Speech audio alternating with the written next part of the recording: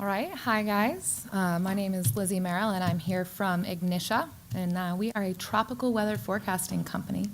You should be excited to hear from us because last year alone we sent over 10 million weather forecasts directly to 80,000 farmers, and we have plans to reach 1.2 million in the next few years.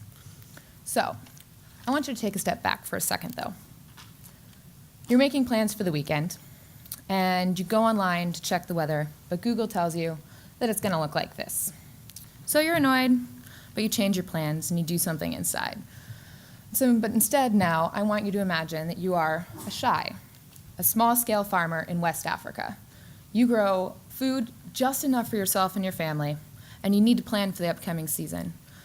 When do you plant?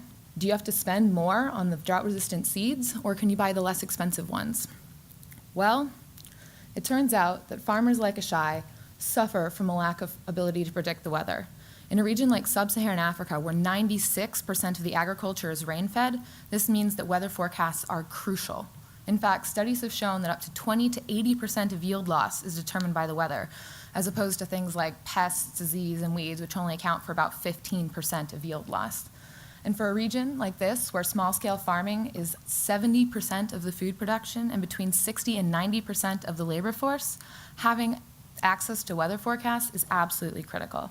In fact, it turns out that farmers need forecasts for every stage of the farming cycle, whether that's from when to plant. For instance, if a farmer plants and it doesn't rain for 3 weeks, he's already lost his entire yield when the seeds don't germinate. Or this could be for fertilizer or pesticide application. Fertilizer is the most expensive input a farmer can buy, and if he sprays and it rains directly after, all of that gets washed away.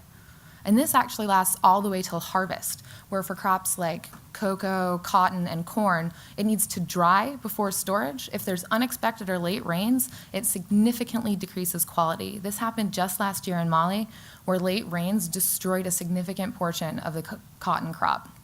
Well, what can we do to help? Ignitia has developed a highly accurate weather forecasting model that is calibrated specifically for the tropics. We use this to send farmers a message with a 48-hour rain forecast, as well as monthly and seasonal outlooks. It comes as a text message, so it's easy to understand and use. It works on any mobile phone. They don't need a smartphone. And most importantly, it costs just 4 cents a day. So for 4 cents, a farmer is able to make good decisions and increase his yields. In fact, a study last year in Mali found that by using weather information, farmers can increase yields and incomes by up to 80%. So, why are we so much better? Well, contrary to popular belief, there haven't actually been accurate weather forecasts in the tropics before now. See, the weather works differently.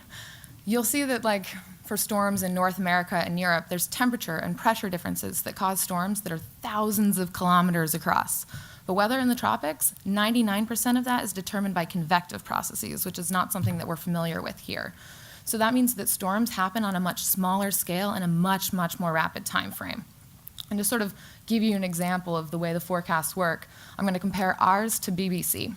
So on the left, you'll see it. The blue is light rain, the green is heavy rain. If you saw this forecast, you would assume that it was raining over the entirety of West Africa. And then you see our forecast next to it, where we've pinpointed directly where the storms are going to occur and when.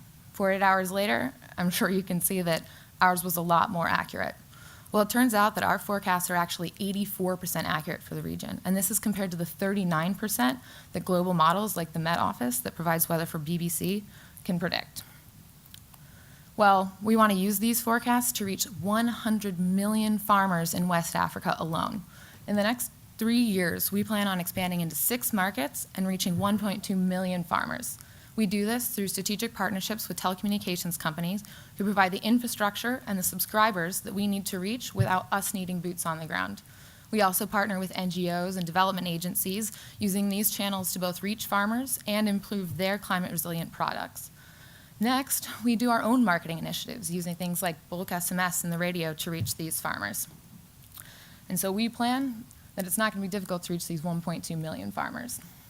This model, partnering with telcos, was proven and is simple. The telecommunications company provides us both the subscriber GPS as well as 50% revenue. And then they allow us to charge the farmer in micropayments using their existing mobile credit. So we can reach the farmers this way.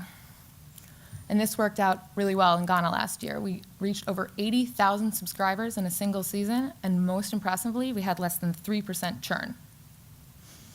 So what this means is that we're going to have strong revenue growth and achieve financial sustainability by 2018. In the next 2 years, we're going to reach 1 million farmers, generate $6 million in revenue, and have cash flow break even. We were able to do this because our team is extraordinary. On the science side, we have a team of top tropical meteorologists and data modelers who left their top jobs and spent the last 5 years creating a weather forecasting model that is calibrated specifically for the tropics. They are supported by emerging market business experts. Combined, our team has over 30 years building and scaling businesses in West Africa, East Africa, and the Middle East. And so we've got the team and we've got the model. What do we need? Well, you'll be happy to hear that I'm one of the few people today who's not asking you for money. What we need are customers and partners. We can partner with development agencies using their channels to reach these farmers while improving their projects. And we can use their networks to scale into other companies. So, to sum, there are 100 million farmers in West Africa alone, and we need your help to reach them. Thank you.